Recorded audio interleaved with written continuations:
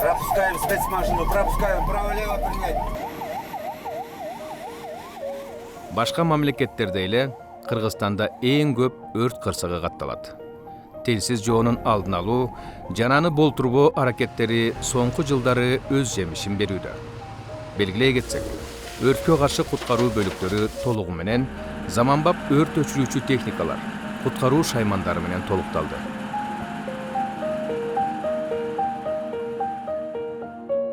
Статистиканы алып карасак, акыркы 2 жылда биз Бишкек шаарында өрт кырсыктарын 5%га азайта алдык. Бул эми өрттүн катталганы боюнча. Ал эми ошол эле статистиканы алып карасак, чыгымдарды биз бүгүнкү күндө 3,5 эсеге азайта алдык. Ошол акыркы 2 жылы мисалга алып кетсек, 2023 жылы өрттөн келген чыгымдардын саны 824 миллион сомдон ашкан болсо, 2023-24 жылы бул чыгымдар 235 миллион сомго түшкөн. Мунун бардыгы ошол бизге жаңы алынып келген техникаларды биздин өрт куткаруу кызматынын өздүк курамы кесипкөйлүк менен колдонуп, өз убагында өрткө жетип, өчүргөндүн бирден бир өсүп баратканын айгинелеп турат.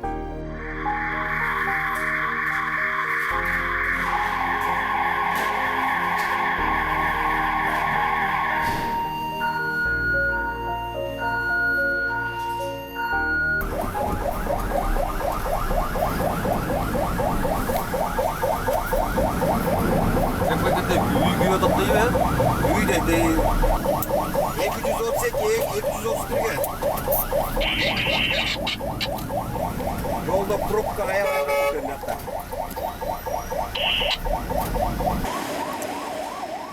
Тревоганын үнүн укканда эле уже жүрөк бир силкинет да, тарс деп элечи. Кадимкидей элечи. Мындай эле укканда элечи, пожар болбосо деле тревога басылып кетсе да, жүрөк бир силкинип кетет. Болду, анан кетип баратканда эле азыр көрүп атпайсыңар, көчөнүн баары эле пробка, сробка, ал пробкалар менен алышасың, анан тияктан пожардын кишилери чалат. Каяка жеттиңер, депчи. Анын баарына аларга айтып бересиң, сейчас пробки стоим деп, орус болсо. Пробки стоим деп. Анан биринчи эле биздики барганда киши болбосо экен дейсиз үйүндөчү. Үйүндө киши болбосо экен эме деп. Анан кийин негизи биз 5 принцип менен иштейбиз да. Биринчиси бизги спасение людей, кишинин өмүрүн куткаруу да. А кээде 5 принциптин баары тең папа болуп калат да, бирдей келет да. Мисалы үчүн пожарга барганда ичинде киши бар деп да калат. Аны эметип атсаң, кишини спасать этип, антип бүтүп атсаң, жарылуучу зат да болуп калат. Ал жарылуучу затты да алып чыгып антимчибиз керек. Анан аерден аял кишилерди айтып калат, менин үйүмдө момундай баалуу эме бар депчи. Мисалы үчүн бир эле товар кичинекей эле же портретпи, миллион стоит, ошону сакташ керек дейт. Аны сактайсың.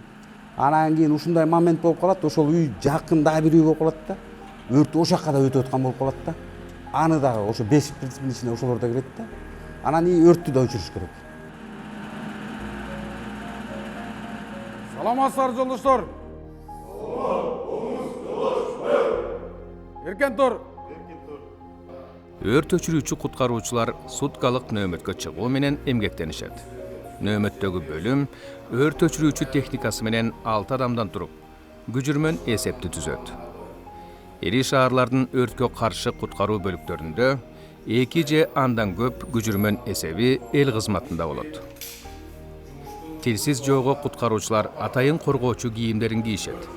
Мындай кийим 15 секунд от жалына күйүп кетпей туруштук берип, 5 мүнөткө чейин 300 градус ысыктыкта иштөөгө мүмкүнчүлүк түзөт. Эркен тур, тарка.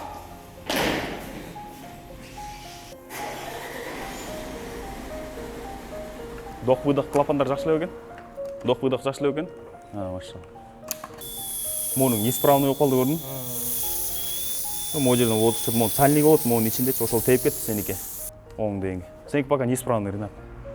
Эки баллонду сала бер эле. Алдар мени баллонду сразу жазайлы. Бота, перчаткасы турат. Турат. Так, колонка московский, крюк гидранта. 1, 2, 3, 4, 5, рукавдар түгел экен, а?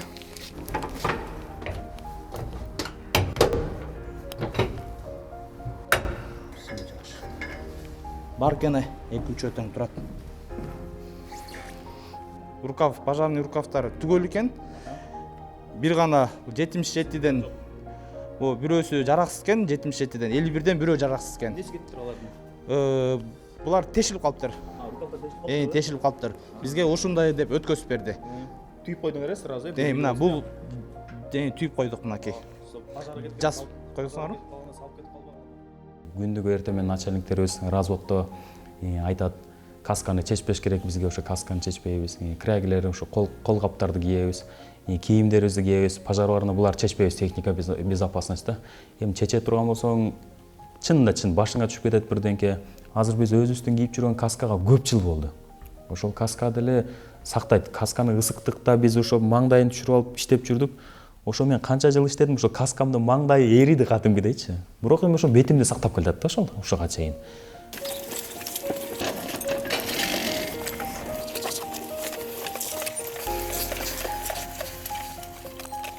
Өрт кырсыгына чакыруу болбогон учурларда куткаруучулар күн тартибинде каралган машыгууларды өткөрүп, күжүрмөн даярдыгын бекемдешет. Машыгууда физикалык көнүгүүлөр секундомер менен өлчөнөт. Куткаруучу канчалык ыкчам кыймылдаса, адам өмүрүн жана материалдык баалуулуктарды сактап калуу мүмкүнчүлүгү көбөйөт.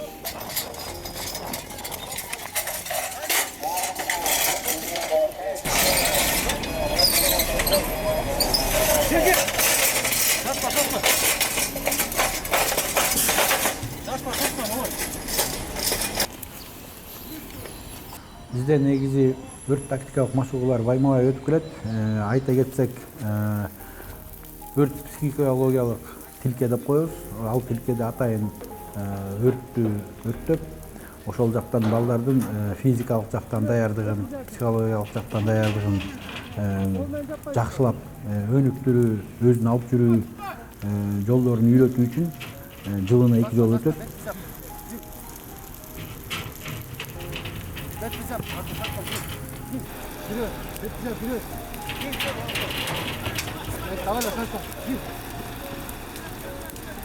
Андан сырткары бизде түтүн камерасы бар. Бул түтүн камеранын ичинде дагы атайын түтүндү толтуруп, биздин газ түтүндөн коргоо кызматынын аппараттарын кийгизип, ошол өрт өчүрүүчү куткаруучулар ошол аппарат менен ошол газ түтүн камерасына кирип, ичинде атайын тыштап койгон чучуло болот. Ошону баягы адамды куткарганда кандай кылып көтөрүп чыгыш керек экен, ошол жолдорду үйрөтөбүз да.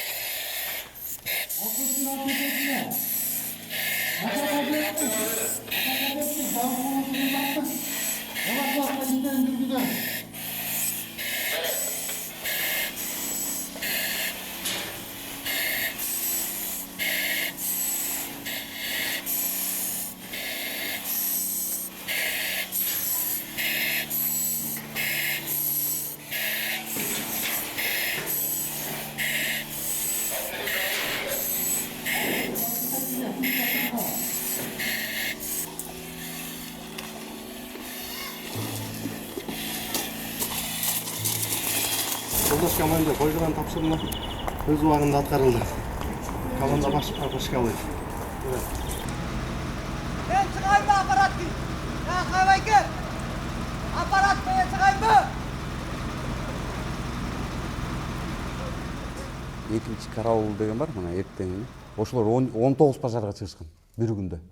Жолдон эле монтип кетишкен. Биз келтирип 7 пожарга чыккан мен. Бир күндөчү. Ошондо деле 7 пожарда деле минтип калат экенсиң баягы.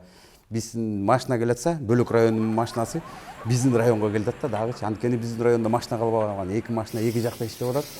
Бөлөк районунун машинасы биздин районго келип, уже бизде машиналар жок, пожарда Бөлөк эме келип, өчүрүп, аларда чыгып, встречный өтүп калган күндөрдө болгон да, мындайынан. Мына силерге келгенбиз деп, мындайынан өтүп кетебиз да. Кышында негизи эми пожар кыйын эле да, кышында. Караңгыда.